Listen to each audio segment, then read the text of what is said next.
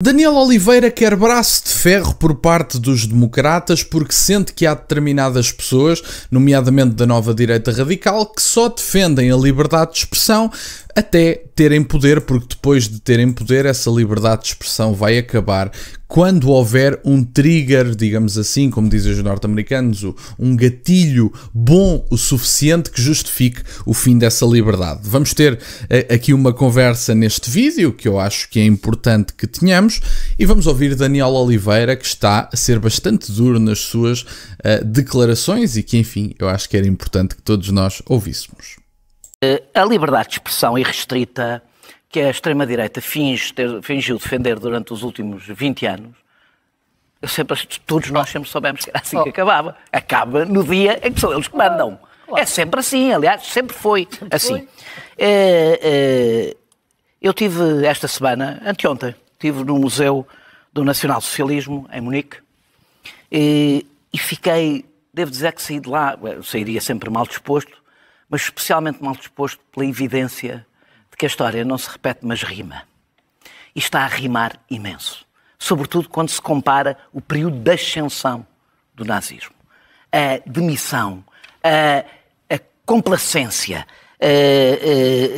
E é evidente que estes movimentos procuram o seu Reichstag, o seu incêndio do Reichstag. Seja provocado pelos próximos, seja provocado por outros. Mas o momento que justifique o clique que permita avançar e destruir tudo o que está à frente. Eu vou terminar. Antes de ouvirmos a segunda parte, e isto já é metade do vídeo, dar uma nota. O que é que o Daniel Oliveira tem a dizer sobre Itália? Sobre o governo de Giorgia Meloni? Enfim, Daniel Oliveira, parece-lhe que Giorgia Meloni tem pouca legitimidade democrática para impor uma ditadura se assim o quisesse?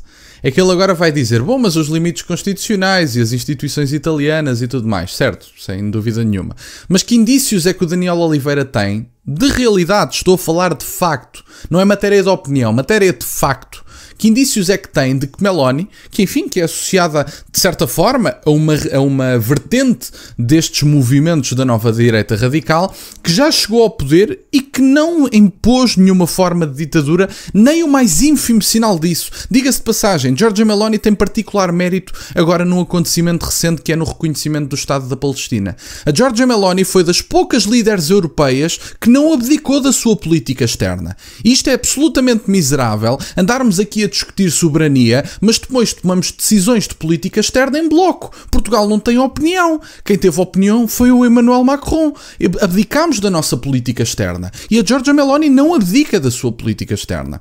Sobre o reconhecimento do Estado da Palestina, o Estado da Palestina não existe. E, portanto, estas pessoas dizem e sentem uma questão emocional de dizer, bom, mas temos que fazer alguma coisa porque a situação que lá se passa é horrenda. E eu concordo. É uma situação horrível. Não deveria estar a acontecer. Acho que já houve um extravasar de resposta ao que aconteceu. Acho sem dúvida nenhuma. E eu estou dessa opinião. Agora, ao mesmo tempo, também acho que não há Estado nenhum para reconhecer, porque os requisitos para que seja reconhecido um Estado não estão lá. E, portanto, se não estão lá, não há reconhecimento do Estado. E Portugal abdicou da sua política externa. Giorgia Meloni não abdica. E isso é um mérito. Com muitas discordâncias que eu possa ter com Giorgia Meloni, às vezes porque ela se moderou demais em determinadas situações, enfim, podemos ter várias discordâncias, mas um respeito tenho. Não abdicou da sua política externa. E Portugal e outros países abdicaram fazendo esta decisão em bloco, quase como se tivéssemos, enfim, uma opinião conjunta, que só houvesse uma verdade, como se não houvesse tons de cinzento, e principalmente no conflito do Médio Oriente só há duas posições, ou estão de um lado ou estão do outro. Agora, quando estamos a falar de uma situação horrenda, eu acho que é possível defender os dois cenários. Número 1, não há critérios suficientes garantidos para que se reconheça um Estado da Palestina. Número 2, o que lá se passa é horrível e tem que acabar. Eu acho que podemos, enfim, ter estas duas posições em simultâneo e não precisamos de reconhecer o Estado da Palestina para que se diga que aquilo é uma tragédia humanitária que tem que acabar. E, portanto, eu vou ouvir a segunda parte do que diz Daniel Oliveira, que isto vai piorar, porque Daniel Oliveira sugere aqui mão de ferro dos democratas e não é só regular as redes sociais. Vamos ouvir. Esta é uma estratégia de sempre, que é, primeiro espalha-se o ódio e a violência, depois, no meio do bebedeira do ódio e da violência instalada na sociedade, impõe-se a ordem. Sempre foi assim. E eu acho que estamos a entrar na segunda fase. Estamos mesmo a começar a entrar na segunda fase. E esta é uma fase em que os democratas têm que decidir se querem ser como os Estados Unidos ou como o Brasil. Uma das razões porque as pessoas desrespeitam cada vez mais a democracia é porque ela dá uma imagem de fraqueza, não dá uma imagem de força. Não se dá o respeito. Uma das razões porque gostam cada vez mais destas figuras é porque elas dão uma imagem de força. E os democratas têm que passar também para a fase seguinte. E é mostrar força. Mostrar força. Travar e, se for preciso, usar mão de ferro para defender a democracia, usar mão de ferro para defender a democracia. Mas isso não está nada na moda nos tempos que correm. Pois, para mas uma é que certa está bastante na moda. Os democratas está bastante na moda. Mas os democratas já o fizeram no passado, noutras circunstâncias. Sim, no passado. Noutras circunstâncias. Têm que o fazer agora. Não, e não é só regular as redes. Não estão lá. Como vemos no Brasil, é possível. É possível, é uma escolha. É uma opção, não é uma inevitabilidade. Adoro que Daniel Oliveira, ao mesmo tempo que diz, e eu concordo, que é censurável que haja pessoas a serem despedidas pelo que disseram. Eu acho que não têm que ser despedidas pelo que disseram, têm que ser ridicularizadas. Isso sim, honestamente. E temos mesmo que ridicularizar o que foi dito. Nem é a pessoa propriamente dita, é o que foi dito. Aquela mensagem tem que se mostrar publicamente que não é aceite.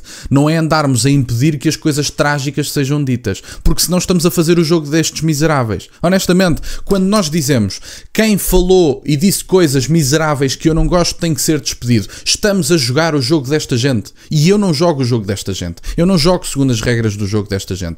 Acho que devem manter o emprego e aquela mensagem deve ser de tal forma ridicularizada que as pessoas ganham um pingo de consciência, mais que não seja pelo sentimento de humilhação pública. Esse é o ponto. Agora, o que Daniel Oliveira disse, eu acho que é importante que se diga, o que Daniel Oliveira disse está aqui. Está aqui, honestamente, está escrito nos livros. Esta questão de andarmos aqui com o Ministério da Verdade, o Ministério da Verdade, leia-se, este controle das redes sociais que Daniel Oliveira propõe, não é em defesa da liberdade de expressão, é em defesa de uma forma de narrativa que o Daniel Oliveira defende. E, portanto, se eu discordo que Donald Trump favoreça, e mesmo J.D. Vance favoreça aquela ideia que é absolutamente woke, de despedimos pessoas porque elas dizem o que nós não gostamos, não concordo com isso. Acho que, efetivamente, as pessoas devem poder manter o seu trabalho e se deve ridicularizar a mensagem publicamente, porque ninguém deve celebrar a morte seja de quem for. Eu não celebraria nunca se Mariana Mortágua por alguma razão estiver envolvida numa tragédia a caminho de Gaza e se eventualmente, por exemplo, falecesse. Não quero que isso aconteça com Mariana Mortágua. Não desejo a morte de Mariana Mortágua. Esse é o ponto. E isso é o que nos distingue. E, portanto, eu não jogo o jogo destes miseráveis. Acho que o que está a acontecer nos Estados Unidos não deve acontecer, porque estes miseráveis devem poder ser miseráveis publicamente e acho que devem ser definidos como tudo aquilo que não defendemos e devem ser utilizados como exemplo do que não fazer. Agora, não é jogar o jogo desta gente que nós vamos vencer a guerra. Honestamente, não é assim que se faz. Sobre esta questão de Daniel Oliveira utilizar o Brasil como um exemplo do que se deve ser, o Daniel Oliveira é uma piada, honestamente. Quando faz este tipo de... E enfim, eu não o considero uma pessoa burra de todo. Agora, o Daniel Oliveira estar feliz com um país que influencers são perseguidos e têm as suas contas bancárias congeladas. Pessoas que têm opiniões contrárias ao Lula são perseguidas e presas. Pessoas que foram percebidas como tendo participado num alegado golpe de Estado por terem um batom na mão, acho que vão presas 10 anos. Uma pessoa que escreveu com um batom numa estátua ir presa 10 anos, que era uma mãe que se estava a manifestar, enfim, não é a manifestação correta, mas a mãe deveria ser penalizada, enfim, com o pagamento da limpeza daquela estátua, obrigando-a a fazer a própria limpeza, alguma coisa do género. Nós não prendemos uma pessoa uma década porque escreveu numa parede. Honestamente, quer dizer, temos que ter também alguma racionalidade na forma como definimos a justiça e as penas para determinados crimes. Nós temos que penalizar homicidas, penalizar violadores, abusadores sexuais, pedófilos, etc. Têm que ser fortemente penalizados. Agora, enfim, um adolescente ou uma mãe que escreva numa parede, eu concordo que deva pagar a limpeza, que a própria deva fazer a limpeza. Agora, não vai presa uma década. Honestamente, temos que ser também razoáveis sobre o assunto. E, portanto, Daniel Oliveira quer a regulação das redes sociais, Daniel Oliveira quer a mão de ferro dos democratas e quer o Ministério da Verdade. E, portanto, estejam atentos que os ditos democratas é isto que querem. E é importante que isto fique claro para toda a gente, porque os democratas não aceitam opiniões contrárias às deles. Daniel Oliveira é um exemplo perfeito disso. Era isto que eu tinha para partilhar no dia de hoje. Agradeço-vos imenso por estarem desse lado.